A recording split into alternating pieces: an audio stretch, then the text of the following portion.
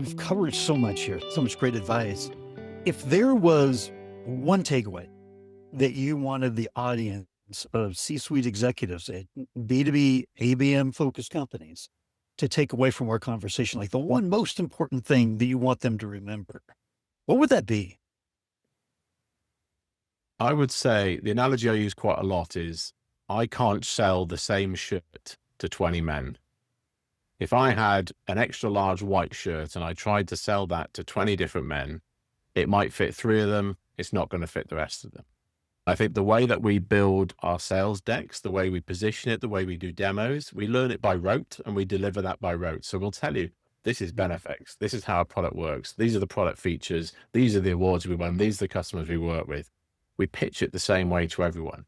If I pitched that shirt to you now, but it didn't fit, but I was telling you how great the cotton was and who made it, and it was made by some artisanal Italian family, it pales into insignificant if it's not right for you. You have to start all of these conversations with, I'm tailoring this to you based on what you need. I'm not product first. Steve Jobs did I think a Stanford address in the 90s saying, if you talk about a product in the first 30 minutes of a pitch, then you've probably failed. You talk about the problem first.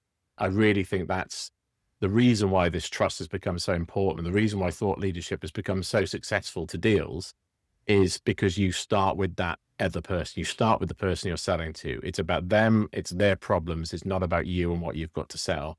And I still think that's a really solid way to be selling whatever it is you've got to sell. There's a lot of research as well to understand that B2B buyers still have emotions evolved. You'll sell a car to somebody by just showing a car driving around hills in California, and that's how they'll sell you a car. They'll sell you perfume or aftershave with an attractive man or an attractive woman stood on a boat, not selling you the smell or anything. But that's an emotive sell, and that still works now. And I think we forget in B2B circles as well that how does this make your person who's going to buy this look good? How does it solve for them? How does it make them look good in front of their executive team? I think we forgot that as well. Some of the thought leadership stuff is you get to build some of that out a little bit more. I completely get that there's people are going to be listening to this saying that seems like a lot of that front work, but we found ways to make it repetitive. You put the work in for that utilities company, and then suddenly you're like, okay, what other utilities companies could we sell to that we think have got similar problems? And you've got the pitch. So you've done it once, but you might deliver it 5 times, and suddenly the effort reward starts to balance out a bit more. So much to take away. I have to tell you, one of my biggest takeaways from all of this is that we want to think it works the way that it used to. The amount of research that was being done, the amount of trust in our voice as the selling organizations used to matter more than it does today. The B2B buyers is behaving quite differently.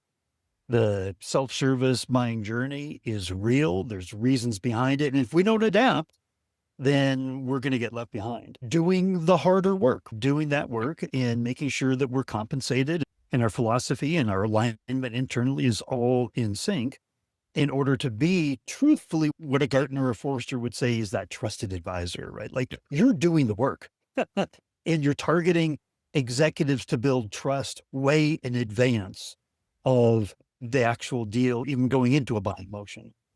And we know it works because I had something recently, large global grocery chain, chief people officer messaged me on LinkedIn, weren't connected. I never did any work with this business. They said, one of my colleagues saw you speaking at an event. We think you're the person to convince our CEO that we should go with a product like yours. Would you get on a plane and convince him? That's what I did. And I went and pitched to the board. That has never happened to me in my career before. I've never pitched to the CEO, especially not of a $6.7 billion business. I sat in the room and told them why they should do it. And because I had the knowledge and because I had the research, I could debate with this CEO. This is where I think you're wrong. And what you're saying doesn't come through in the research and the data. It literally got to the point where they said, okay, you've convinced them. Let's go into the lead. By the time I got off the plane, I got the email saying, can you introduce us to one of your sales guys to get a demo? And they became a customer, and they're a customer of ours now. So you do the thought leadership so well that the leads come to you in that way, then you're probably doing something right, I think.